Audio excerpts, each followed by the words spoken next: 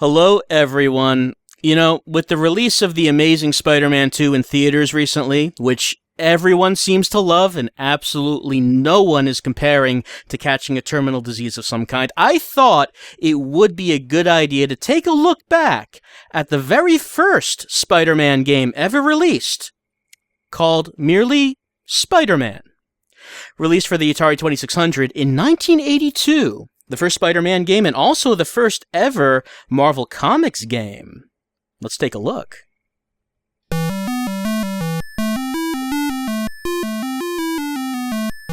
That lovingly rendered Spider-Man theme. You recognize the one, right? Alright, so this is how we play. We go up the building as Spider-Man. This is how we... You know, Spider-Man does not climb the walls of buildings, which is a common misconception. Rather, what Spider-Man does is he uses his webs to move around. As you can see that we're doing right now. We're going up the... There's the Green Goblin. He's saying hi.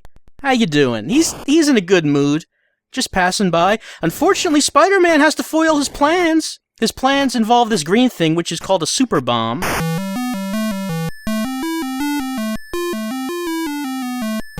We defused it, and we beat the level. Here's level 2.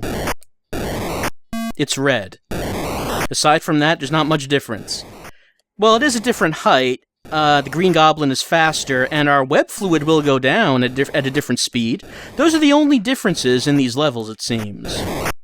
Now, you might be wondering, who are these people in these windows that Spider-Man is capturing? They're criminals. That's all you need to know.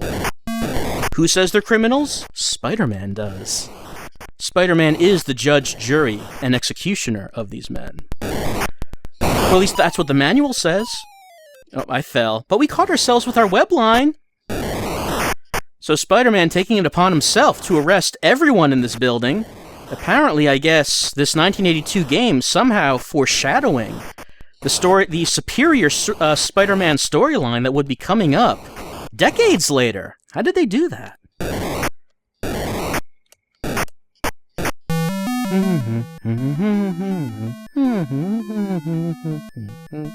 Can't get enough of that song. Level 3, it's yellow again. Maybe that's not fair.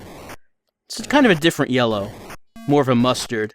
And the Green Goblin is lowering his altitude. He's not waiting for us to come to him. He wants to get to us. He's sick of his super bombs being diffused.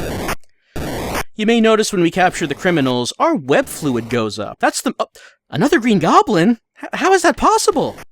Is it both Norman and Harry Osborn here, attempting to stop Spider-Man from saving New York City from the super bombs? This goes deeper than we thought. Yeah, the meter in the lower right-hand corner is our web fluid. Third Green Goblin? But that's impossible. How can such a thing be? Well, we can't think about that now. We have to defuse this bomb. Oh, it's very easy to fall off the scaffolding. We gotta get to one side so we have enough time to evade the Green Goblin before he comes back. We just have to hit that little square in the center of the bomb, and... almost out of web fluid. I just barely did it. So, the next building is white. It's white. So, they were capturing these criminals, and by doing so... Oh, that's not where I wanted to put that web. Spider-Man broke every bone in his body because he was not able to shoot his web correctly. Like I said, you may wonder why we're getting web fluid recharged when we capture these criminals. But what did you think Spider-Man's web fluid was made out of? Huh? That's right. And you know what the most horrifying thing is? When Spider-Man is portrayed as having organic web shooters, his web fluid is made out of the same thing. I almost made it. Getting bombs recharges some of our web fluid, but that was not nearly enough. Okay, I ran out of web fluid, which means we die instantly, just like in the comics. I like how the buildings are drawn in such a way that you might imagine that they were drawn by a 5-year-old. With all of the, just a grid of windows. And at the bottom, on the first floor, is an enormous rectangular door right dead in the middle. I mean, there wasn't a whole lot of room for artistry back in the 2600 days. It was just a lot of programmer art, which was difficult in itself. I'm not trying to downplay it. But still, this building is totally what a 5-year-old would have drawn. And in this level, this is what a 5-year-old would have colored it, too. New York City getting very sassy with its building colors.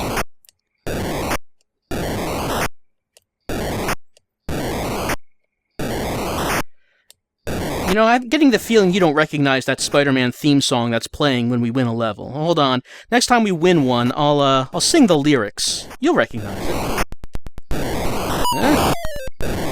If we win another one.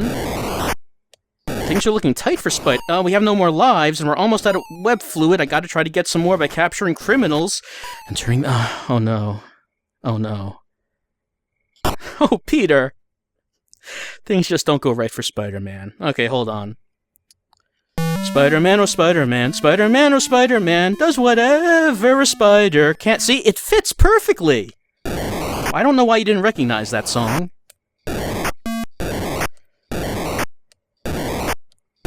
The game kind of goes on forever. It doesn't end. It keeps going. Like many Atari 2600 games do. You know?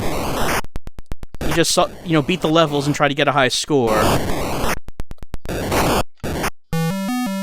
Spider-Man, oh Spider-Man, does whatever a spider can. You see, it just matches perfectly. Here's the pink building again. It's like more like salmon, I guess.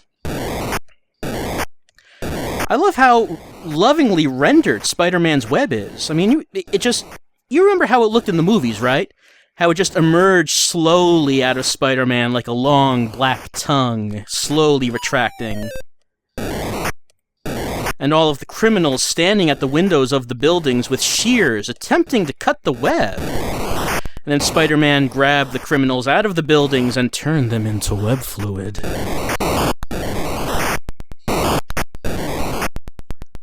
I also like how, you use your imagination when playing Atari 2600 games. I mean, really, the Green Goblin in this game could be anyone. Any Spider-Man villain. Just use your imagination. Ah. Almost had that. Don't think I'm gonna get it this time, though. Unless I get some criminals. I played this game a lot as a kid. And I have to wonder why. I kind of thought that maybe if I played long enough there would be some kind of ending, some kind of resolution. I guess I knew in my heart there wouldn't be. But I had hope. You just gotta hope that things will turn out in the end. Turn out okay. Spider-Man just can't spend eternity climbing buildings and trying to defuse super bombs. There has to be a conclusion to it.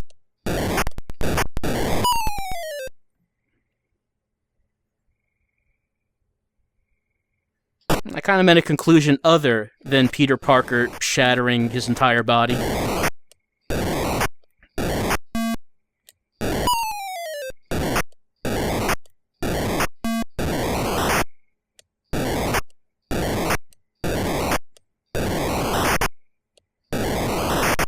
It's just kind of like this, and it never changes. I mean, again, what can we expect from an Atari 2600 game? Still, it would have been nice to just be able to climb the walls without having to use the web. Mr. Osborn, you killed all those people on that balcony.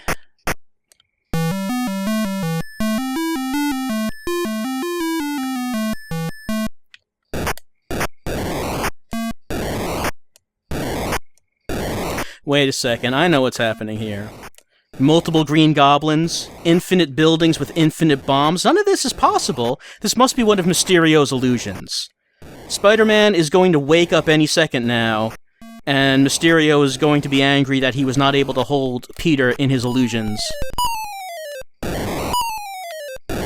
Oh no. I had so many chances to get my web on something there. But that's the only explanation. That makes me feel kind of better.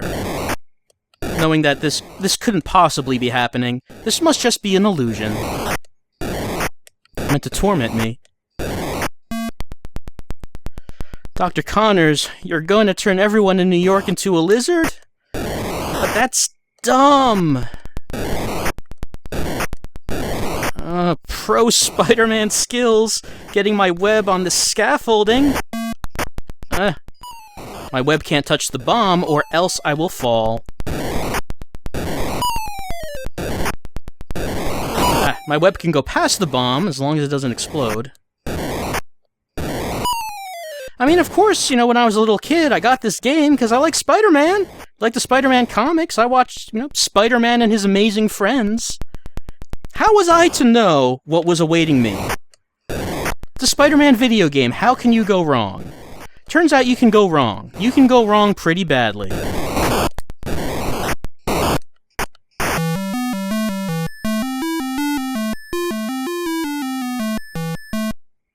We're on the white building again. Just feel compelled to keep trying. Even though I know it's hopeless, I want to break Peter Parker out of this never-ending nightmare he's been in since 1982! There must be some way to get him out of here.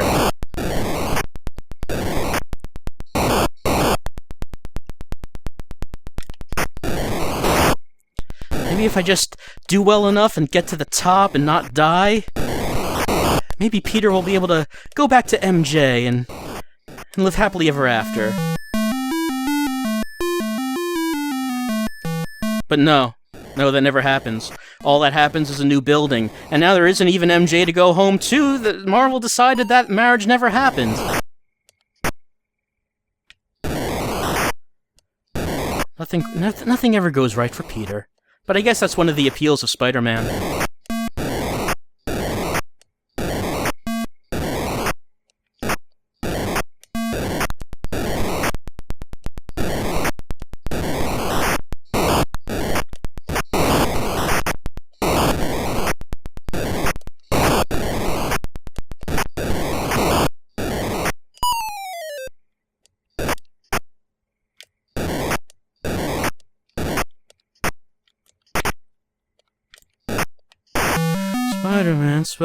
Spider-Man does whatever a spider can.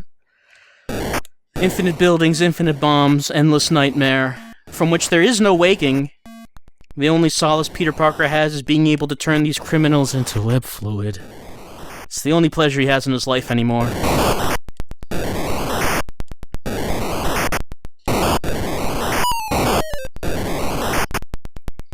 Wonder what was going on in Spider-Man comics in 1982.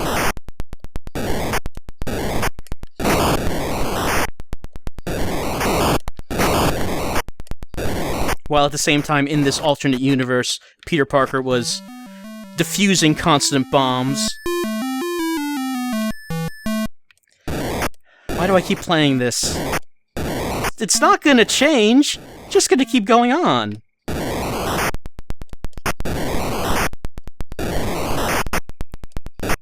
I mean, say what you will about The Amazing Spider-Man 2, I mean, Spider-Man eventually has some kind of conclusion to the story. Not trapped in some kind of nightmare world that never ends. Though I do think that the Green Goblin in this game is more faithful than the Green Goblin in the movie.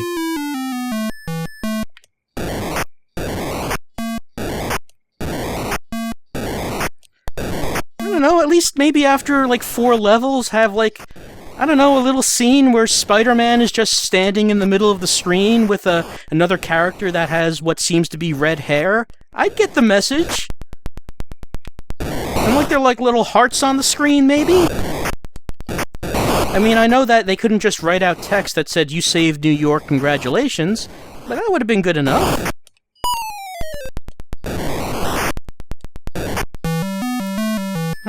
Spider-Man, he can do anything a spider can. All the buildings seem the same. Never changing. The criminals all look the same too.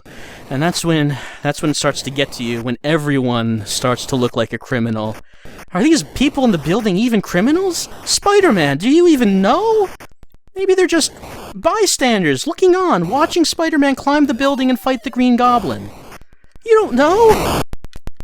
And here you are, pulling them out of the windows and turning them into web fluid using unspeakable methods.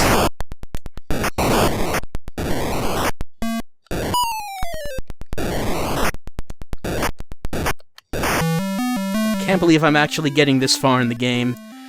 What am I talking about? Getting this far? There's no okay. Maybe that's the only way this can end. Maybe this illusion of Mysterios, the idea of it was to provoke Peter Parker into jumping off a building. And maybe he succeeded. Maybe he succeeded. We've been playing this for about 15 minutes. Kind of feels like an hour. You might be wondering how I knew what was going on in this. Like, how did I know that big green thing on the top of the building was a bomb? It actually goes over that in the manual. Why don't we take a look at that right now? Because Atari 2600 games tended to have manuals that explained a lot, because the game itself would not be able to say a whole lot. Let's take a look at it. Okay, here's the manual. You can access this at AtariAge.com, and thanks to them we have scans of this manual that shows us that the game comes from Parker Brothers for Atari and Sears video game systems. So make sure you head to Sears right away to get your copy of Spider-Man. New York City is at the mercy of the Green Goblin. Okay, this is how I knew what the story of Spider-Man was. He booby-trapped the city's skyscrapers, the super bombs. He must save the city now. I'm sorry, Spider-Man, but that's not happening. You'll never actually save the city. He wants to know if he can save the city in time. Oh, Spider-Man, if only there was a way to get across to you that you would be doing this for eternity. The objective of the game is to defuse as many super bombs as possible, and there really isn't anything else. You get points by collecting criminals and bombs, and then you defuse the super bomb, and if we look over at the joystick controllers, that's a number of paragraphs to describe how the controls work, considering that the Atari 2600 joystick was just a stick and one button. That is a lot of words they came up to describe how the controls work. The Green Goblin challenges Spider-Man to stop him, and you can see the Atari 2600 joystick right there. It's one button joystick. There's the building. Super bomb. It's yellow, but all the buildings are like that. Now here's where things get a little disturbing. It says you'll start the game with 3 Spider-Men. The first one is shown on the side of the building, ready to begin the climb to the top. The remaining Spider-Men are shown at the lower left-hand corner of the screen. If we look down, in the web fluid section, at the end of it, it says, if Spider-Man's web fluid runs out, he'll fall. The game then continues with a new Spider-Man. That adds a whole different dimension to the game. It doesn't say that Spider-Man gets a second chance after falling. It says that Spider-Man's dead, and the next player is a new Spider-Man. A duplicate Spider-Man, a clone. So somehow this game that was released in 1982 was predicting the Spider-Man clone saga. Every time you fall and die, he's dead. He doesn't come back. It's a new Spider-Man, someone entirely different. A clone, he thinks he's Spider-Man, he thinks he's Peter Parker. He thinks that he woke up this morning in his apartment, left going web swinging, he's going to come back to MJ that evening. No. The one that eventually comes back is not the one that left in the morning, and no one will ever know. It mentions on the right-hand side scaling the building. It says Spider-Man can capture the criminals by crossing his body over them. For every criminal captured, you earn 30 points, and Spider-Man gets more web fluid. It won't get into how. This is a children's game, after all. Then it tells us about how we defuse the super bomb and how we confront the Green Goblin, or whoever it is you want to imagine that is. Apparently, the super bomb can have a timer started if we mess around too long and capture criminals and bombs. It says that the Green Goblin has a secret limit on how many he'll let Spider-Man capture, but he will not tell you what those are. If Spider-Man crosses the line, the Green Goblin will start the timer. I've never actually seen that timer start up. And it says the super bomb will explode, but I can't even imagine that an explosion animation is even in this game. Probably Spider-Man just falls off the building, as he always does. And look at the bottom of the approaching the super bomb paragraph. It says, the last sentence, shoot another web fast, or you'll lose this Spider-Man. This Spider-Man. There is more than one. There are duplicates. Such a dark turn this game has taken as we read the manual. It adds so much.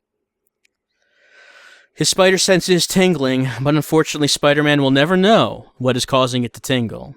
What is causing it to tingle is him being trapped in some sort of nightmare infinite plot of constantly dying and being replaced by clones only to constantly die again. What nefarious villain has condemned Peter Parker to this hell? Which of his villains would hate him that much to do this to him? See, look at on the left-hand side, the last paragraph. If Spider-Man doesn't defuse the super bomb before it explodes, you'll lose that Spider-Man. However, the action will continue at the base of the same building. With a new Spider-Man. A new Spider-Man. Constantly replacing the old one. Constantly, infinitely repeating the pattern. Climbing up the building, capturing the criminals, evading the Green Goblin, defusing the super bomb. And it's never enough. It's never enough. There's never a finite amount of bombs. There's never a point where Spider-Man can say, I've done okay. I can go home. That's never going to happen. It's not for him. It's never going to happen. It's an analogy to the struggles we have in our everyday lives. Trying to defuse our own personal super bombs, climbing our buildings, capturing our criminals to turn into delicious web fluid, any way we know how. But no matter how much effort we put forth, no matter how many times we defuse those super bombs, the Green Goblin sets up more. And sometimes it seems that there's no reason to keep going on. Because it just never ends. And if you know it never ends, then what's the point? Why even get up in the morning? You know there's just going to be another super bomb waiting for you. End of game. The game ends when no Spider-Men are left. How many Spider-Man do you have left? The game ends when they're all gone. For each of us, we all have a different number of Spider-Men we have left. A certain number of super bombs that we defuse every day. And sometimes we feel hopeful that we're going to get to the end of the road, and there's going to be a reward, some kind of ending screen, with some kind of blob that represents Mary Jane on there, representing that we won. It's not going to happen. Notice that this paragraph in the manual says the game ends when no Spider-Men are left. What does it leave out? It leaves out that there's no victory state. There's no way to win. The game does not end with Spider-Man winning. It doesn't end with him going home, getting a good night's sleep. It doesn't end like that. The only way the game can end is when there are no Spider-Men left.